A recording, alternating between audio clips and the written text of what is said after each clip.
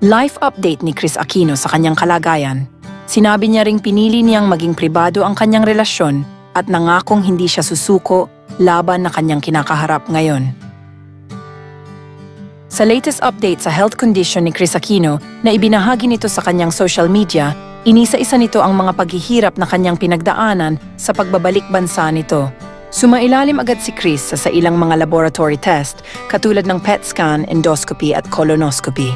Hinala ni Kris na posibleng may colon cancer siya tulad ng kanyang ina na si Cory Aquino. Isa ito sa magandang balita, hindi naman na ni Kris ang colon cancer ng kanyang ina. Ligtas na din si Kris sa sakit na tuberculosis ayon sa kanyang doktor, ngunit may nakikita pa rin umanong maliliit na dots sa kanan baga nito.